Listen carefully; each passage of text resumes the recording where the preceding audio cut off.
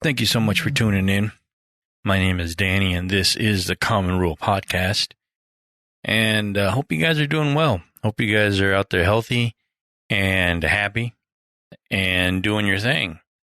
You know, just to start off on a bummer here, I don't want to, get too bad on this. But yeah, I've been going through some things myself. I'm not sure if you guys have noticed or not, but I guess it would be kind of weird if I didn't mention it for my sake anyway on a podcast here and how it affects the way, my life. But unfortunately, my mom passed away last Saturday, and she went in her sleep, which is good, I guess.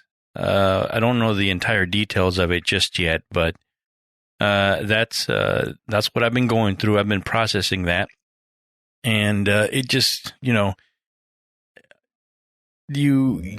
go through things and you listen to people online and you go through some things, and your friends, are very supportive of you. And at the end of the day, unfortunately, it was, that was life, and it sucks because, it was kind of sudden. Not going to lie, it was a little sudden, but anyway, I've been dealing with that. I just been processing and just going through my feelings and the memories and what have you. So it's been a down couple of actually been a terrible past couple of weeks. I had another personal issue come up with the authorities down here, and I'm not at all happy about it. So I've been dealing with that, dealing with the credit card company. You don't need to know any of that. But hey, I've had better months. You know what I'm saying? But we gotta keep going. I did take a couple days off of work, but it's time to get back into the grind and start thinking about, of course, everyday life, and about really starting to get creative here. I am getting really anxious, to be honest with you. I haven't really taken a nice portrait or done any artwork in any way in a substantial amount of time. Over 2 years. As far as I've been doing some things. I got a project right now that I decided to do, and again, it's more of my still life photography using the big fat film camera, and it's going. Taking pictures of rotting fruit seems to be my thing. I don't know why. Well, I do know why, but I just love shooting that stuff, and I'm going to be experimenting with a little bit more lighting and composition, and see what comes of it that way.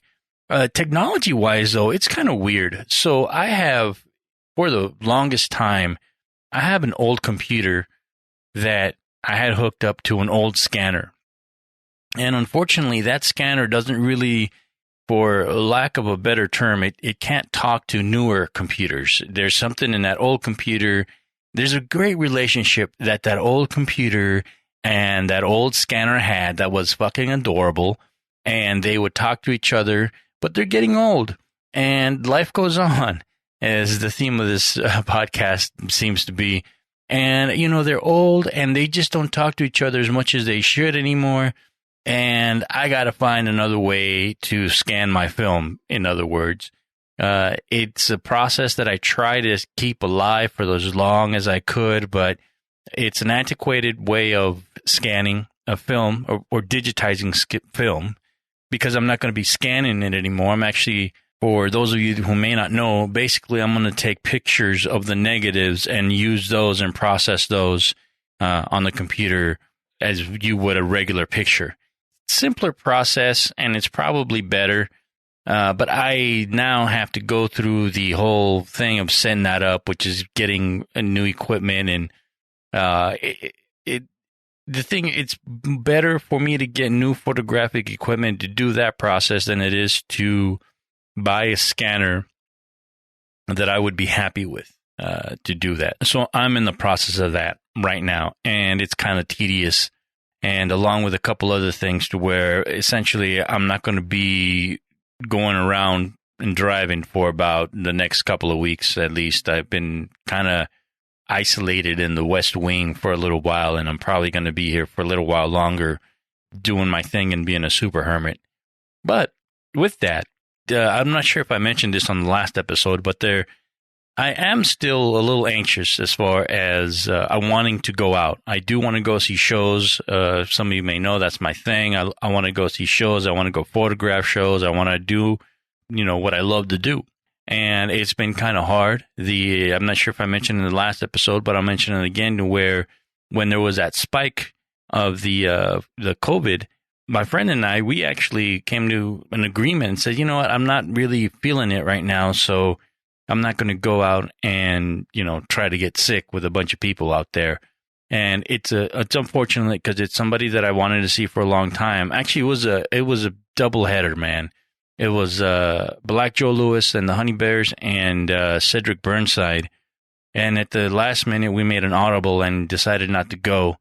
And I think that was a great call. It seems like the few people that I know ended up getting sick, and it wasn't as cool as I was, it wasn't as healthy as it, but slowly but surely, man, I got a booster shot, and hopefully, everything is opened up, and I might just have to do what I got to do here. And one of the tickets that I was thinking about buying is in one of the shows that I really wanted to go. A lot of you may know, and I've mentioned this before, I'm a really huge Pearl Jam fan. Now, one of the things about Pearl Jam that's always been talked about a lot and it's known is actually there's a few things. One, obviously, if you guys like that music, it's a really great band for music. Their songwriting has evolved. It's just a great band that keeps evolving and that keeps churning out great music, much like, if you want to say Radiohead. And I didn't say Radiohead in that genre. I mean, you can look at other bands, too, that have lasted this long, too. Prince was one of them that's going way back.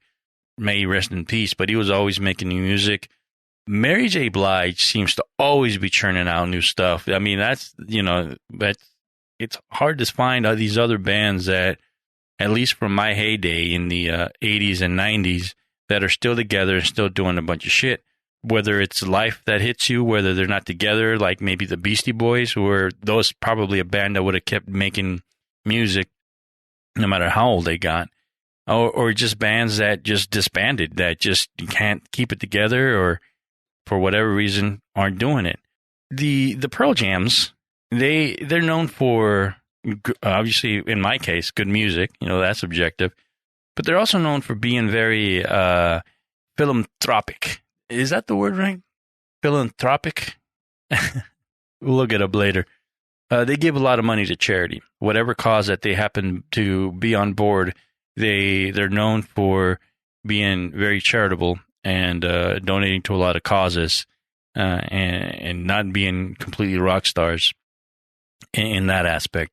And they're also known, they have been known, in case you guys haven't kept up with Pearl Jam from the 90s, they've always fought for having decent ticket prices for their customers, for their fans, for their patients. And especially if you join the 10 Club, which is their fan club, if you've been there from the beginning, you get seniority. I have somewhat seniority. I got there a little late. I opened my account in 98. My friends, they were there since 90, 91, and they had super duper priority when we got tickets, and those were great times. But you always, if you were part of the fan club, you got hell of a deals. And even when you weren't part of the fan club, whenever they could control the ticket prices, they did so. And they allowed people to go see their shows at a reasonable price, no matter what times, whether it's the 90s, what do you call it, the 2000s, the 10s, and now we're into the 20s. I'm not sure when the last time they went on tour in the 20s, though. Is that a thing, the 20s? We're in the roaring 20s now? That's always been at the forefront of how they want to do things, right? Now, what's funny, though, as far as today is the 8th of February, in the year of our Lord 2022, and as of today, there is a little bit of a back and forth. Eddie had an interview sometime last week or within the last few days where he was asked about, the bands that he liked back in the day when he used to work at, I think it was when he was working at the Bacchanal or somewhere in San Diego, where he was working the door or he worked something at these venues. And he's all, the bands that I really hated were essentially bands where it's Motley Crue. He didn't like the girls things, the overindulgence or what have you. But he essentially says that he hated those bands, and he basically didn't. I believe he did name Motley Crue by name, or he did mention Motley Crue. But funny enough, Nikki Sixx replied where he saw it's a bit of a compliment from the most boring band in the world. And now, last night, I don't know if Pearl Jam had a show last night or if it was at I don't think they did, but it was at I'm sorry, it was not at a Pearl Jam show. It was at this new show that I'm getting ready to talk about. Eddie Vedder's on a solo tour with a band. It's like a super group made up of a few musicians, and they're on tour, and it's Eddie Vedder and the Earthlings. More or less, he's touring on his solo album that came out. And in there, he mentioned something, and he gave a quick little stab again at, I think this time, though, Tommy Lee. And it was kind of funny to where we are now experiencing beef between they're not old guys. I mean, they're 50, right? 50-something. But it's like, it's the 90s all over again, where you have these rival bands kind of going at it. And you see that the band, like a band like Pearl Jam and Eddie Vedder, is the ones that basically, let's just say, eclipsed the popularity of bands like Poison, Rat, and Whitesnake, and of course Motley Crue, where you saw the definitive change in music right around that time. I just find it funny that, here we are about 30-some years later, and they are more or less still kind of jabbing at each other as a couple of old farts fucking doing their thing. Hey, man, it just goes to show that passion never dies, man. When you're passionate about something, that's probably going to be the last thing to go. In a way, I find it funny that hopefully, to be honest with you, I hope that both of these bands become relevant again. To somewhere along the line, you have bands like, oh, who is this Eddie Vedder guy talking shit about yada, yada, yada, and why did Nikki Sixx call him the most boring band in the world? And people go out and listen to that music, and people on the other side go, hey, who the fuck is this Nikki Sixx guy, and why is Ed Vedder not on their music? Let's go listen to it. Right? It's the Streisand effect? Correct me if I'm wrong, because I'm too lazy to look it up, even though I'm fucking sitting in front of a computer with a 1970s grunge house movie playing in the background here. I just hope that both of those become relevant again, just for, I guess, nostalgia's sake. To be honest with you, yes, Motley Crue's music might be a little cringy nowadays, as I am trying to more or less shed as much misogyny as I possibly can. You girls is, it's in a very indulgent era. There's, what's that mockumentary or whatever show that they had with them? And even if half the stuff is true, which, you know what, fuck it, I believe all of it. That was some crazy times, and these fuckers need to put the brakes on, and they're probably lucky to be alive.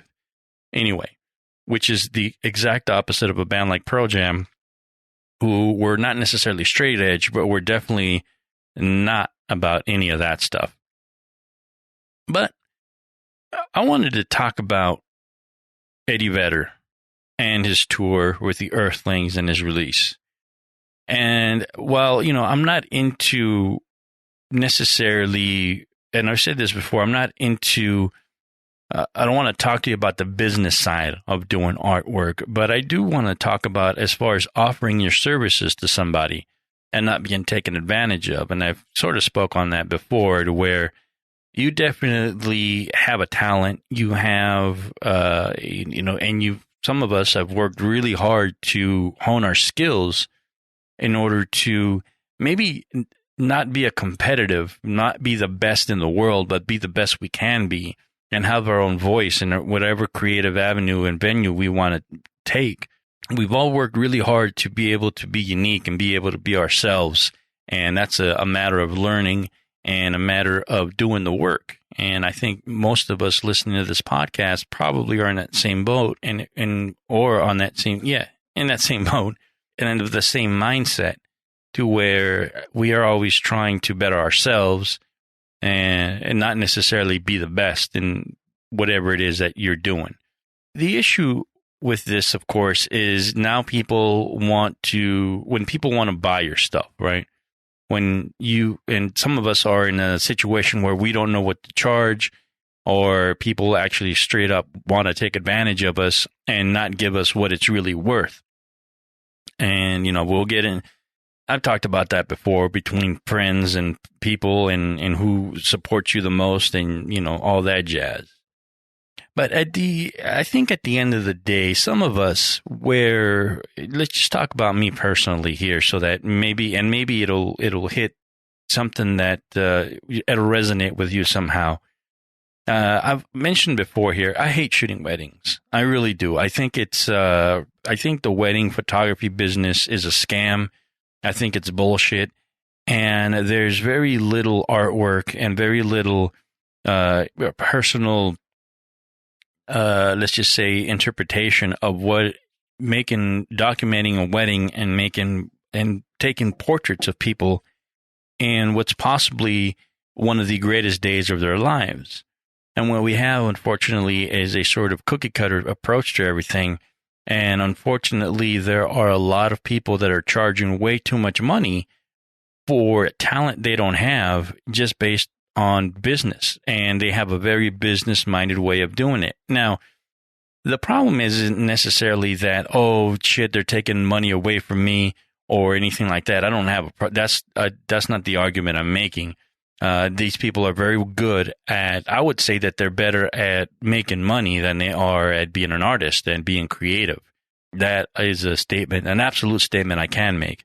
There's very few wedding photographers out there that I would recommend to anyone, and especially at the prices that they want. I do think, though, however, when I look at myself, and I don't want to toot my own horn, but, toot toot, I do think that my photography skills are above average. And I do think that if I were to get into the wedding photography business and I wanted to document and photograph the weddings that I would want, especially something like quinceañeras and along those veins, I would want more or less to document, let's just say, blue-collar weddings. With the skill set that I have, comparatively speaking, the blue-collar people really couldn't afford what I would have charged, in the sense to where you got people charging anywhere from $3,000 to $5,000 to $6,000 for a wedding, and that's probably the normal range. And with my skill set, I don't think I can, I would be somewhere in there. And with the equipment that I have, I would be somewhere in there to where I wouldn't be able to completely offer my services to someone that I would want to offer my services to. Now, of course, you're saying, well, why would you charge that much? And if I was a business, I would have to charge that, because of overhead. And the line is the cost of doing business, right? If you go into that genre, you're going to need equipment, you're going to need helpers, you're going to need insurance for fucking sure insurance, and you're going to need to have some sort of way to facilitate and be a cookie cutter sort of thing so that you can turn over images and video in a timely manner.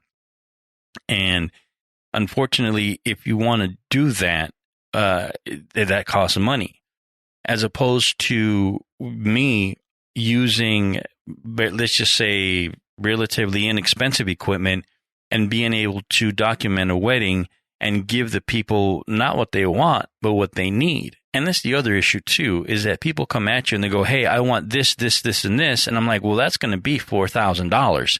And they're like, that's fucking stupid, blah, blah, blah, blah. And I'm like, you can't afford that. I can give you this and that, and I can do it for, $1,500, or I can do it for $1,000. And I've done weddings for friends for even less than that, and just more or less as far as a present as well. And this is one of the things why I hate wedding photography, is because the business aspect of it is there's so much there's so much that's being expected of you for very little. And unfortunately, that's just one aspect of it. And then when you get into shooting, you have to deal with people. And it's a whole fucking hornet's nest when you get into that business. But again, it's unfortunately you have to factor in the cost of doing business. And again, I've always tried to and imagine like, okay, well, you know what? And at the risk of sounding like an arrogant bastard, it's like I kind of want to do these people a favor, you know, and go, okay, here's some good portraits and here's some good photography for X amount of money. But I'm not going to shoot video. I'm not going to super edit anything. I'm not going to sit there all fucking day and do X, Y, and Z. But I can do this much for this much. Do you want it? And that's something that I've always been struggling with. And I think that it's more, if I were to treat it as a personal artistic project, I think I would be able to do something like that and get away with it and be able to offer services to people who like my work. And, you know, for lack of a better word, let's call them fans. Okay. Because from here on out, this is where I'm going to start getting a little,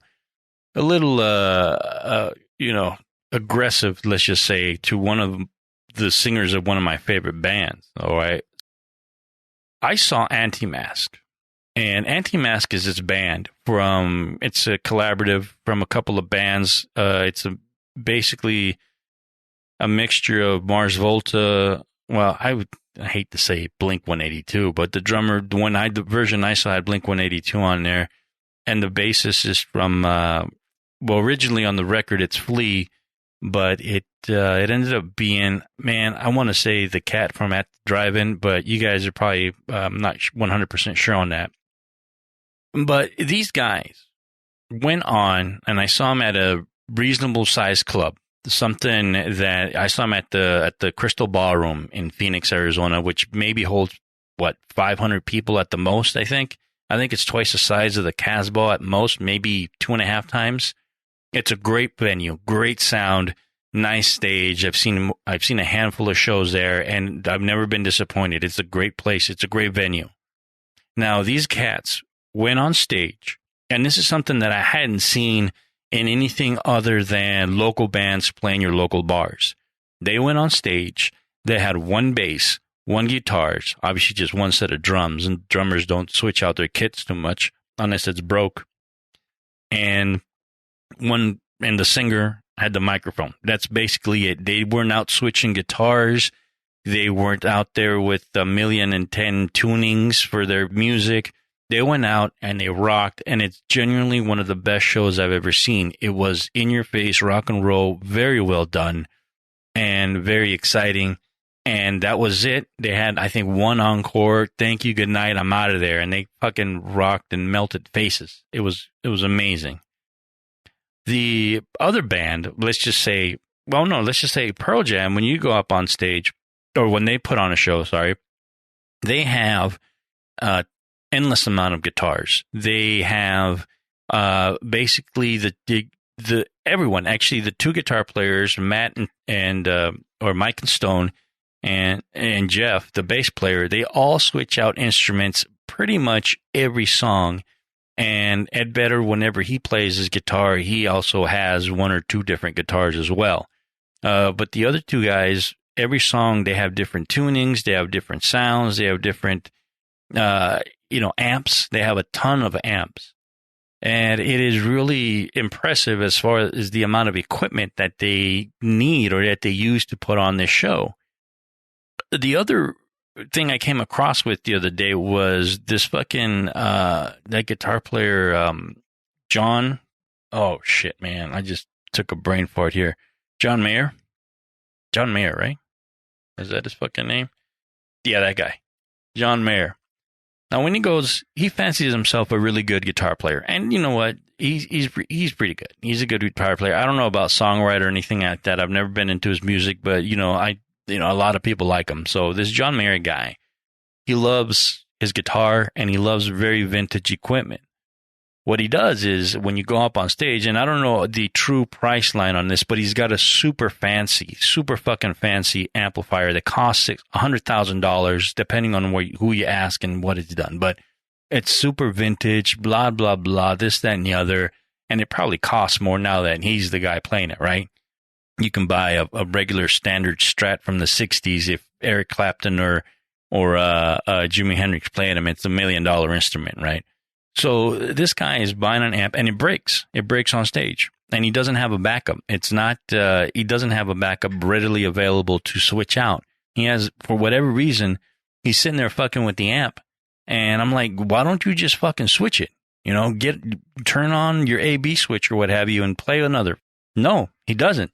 And it's broke and it brings the show to a halt and they have to figure out what the fuck they got to do, this, that, and the other. And it's a big fucking ordeal.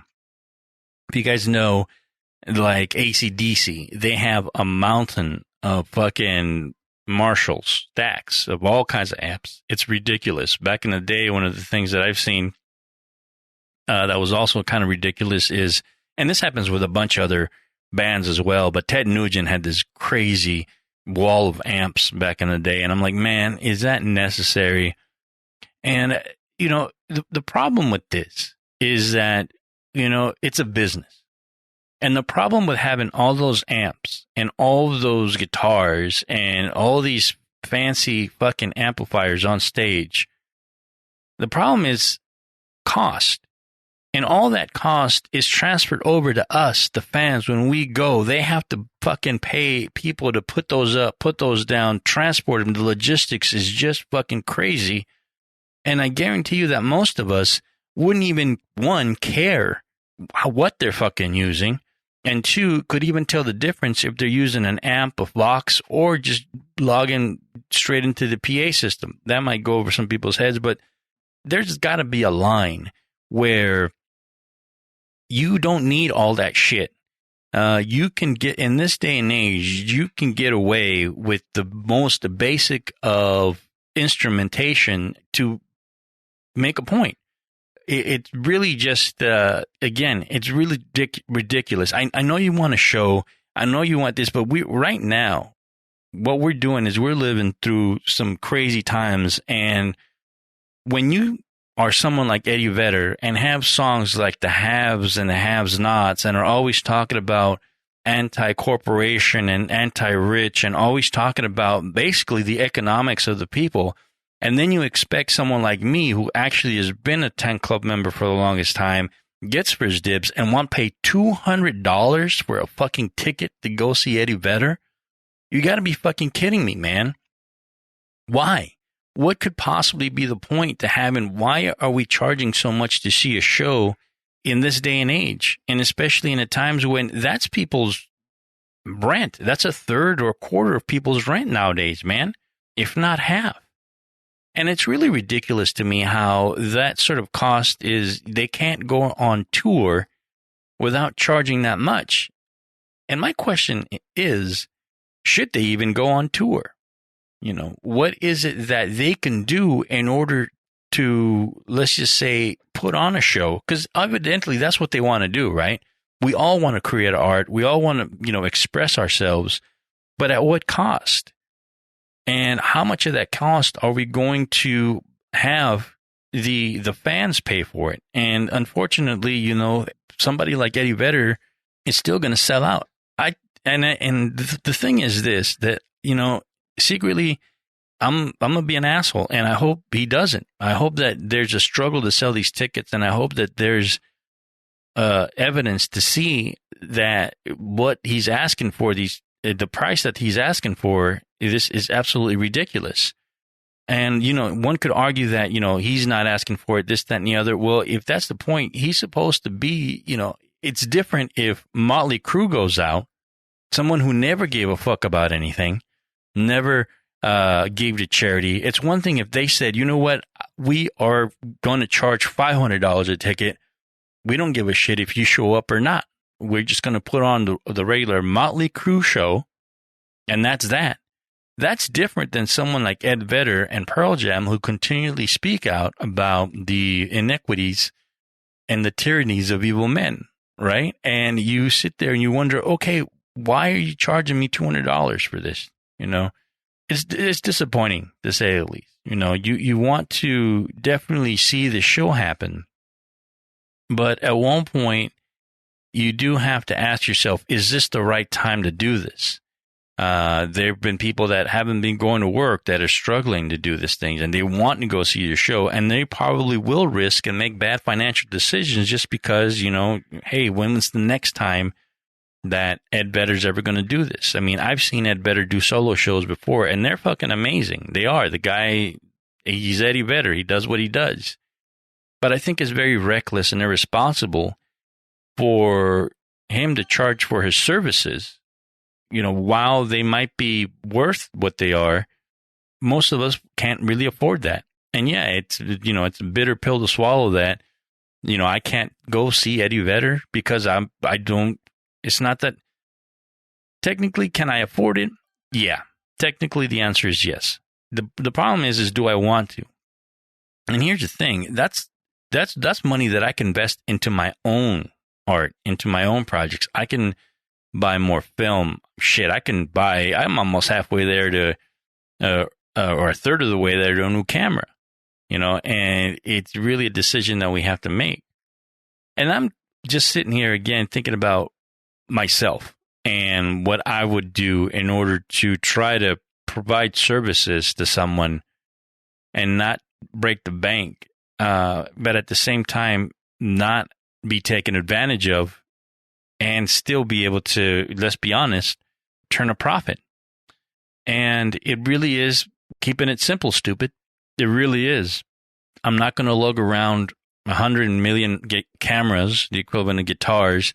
I'm not going to sit there and take video that will just bog me down in editing later on. I'm just going to say, this is what I can do for you. If you want it, here, take it. If not, you know, I got to move on. And I think at a certain point, bands like Eddie Vedder and whoever else is out there, I mean, Eddie Vedder is just the example because that's personal to me. But there was other people out there, these other, you know, reggaeton guys or what have you, and they're charging thousands of dollars for a ticket that I'm like, God damn, man, what the fuck? You know, there's music festivals that are charging so much money, you know, for, well, you know, you don't want to say crap, but there's bands that I'm like, man, what the hell's going on there? So in the end, it really is a personal to me to where, you know, yeah, I'm talking about this because it's somebody that I want to go see. And yet this guy is showing, Haynes Carroll is showing up at the Belly Tavern and he's charging $25. And he's as good a songwriter as Eddie Vedder. In my opinion, he's got a little twang to him, a little country thing to him, but he writes great songs, and I'd like to go see him, and he's charging $25 for his show. That's what I'm talking about. You know, what's the big disconnect? Why does Eddie Vedder need $200 a show, and this other cat is charging $25 a show at, I think, a better venue? You know, he's at the Belly Up. Eddie Vedder's playing someplace in fucking El Cajon or some shit like that. I'm not sure what the disconnect is there. Again, there's other reasons as well why I'm taking, you know, I'm fucking jabbing on Eddie Vedder, but I think what we can learn from that as far as people that, you know, as artists that provide services is that we have to be self-aware. We're not Picasso, you know, we're not, you know, Annie Leibovitz. We're not these people to a certain extent to where, yes, we sure should, a lot of us should charge what it is and what the market is. I mean, that's business of it. But at the same time, I think there's a lot to be said for being able to provide services for those who otherwise wouldn't really be able to afford it. But we have to do it in such a way that we feel comfortable with. And I you know, again, the fucking phrase, the cost of doing business.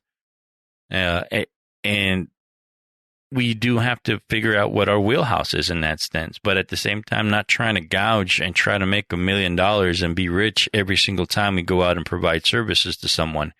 And I think that's fair, man.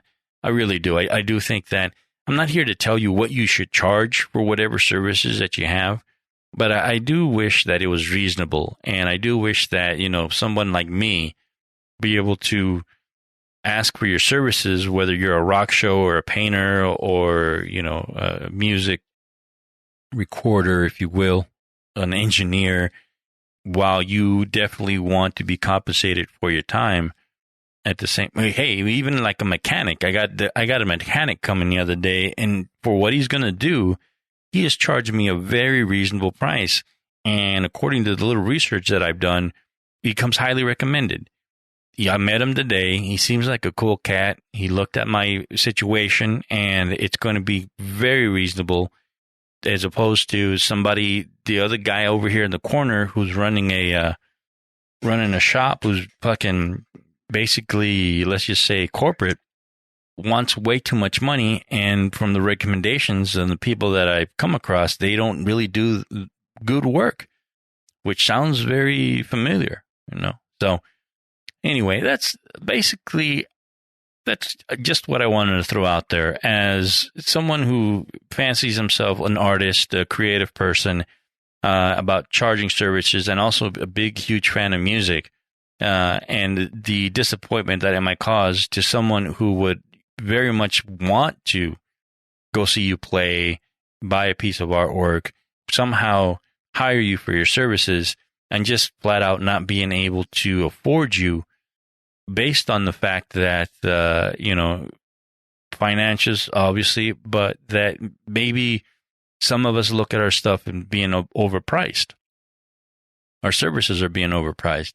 And again, this is, trying to look at myself, and it's something that I definitely have to work on.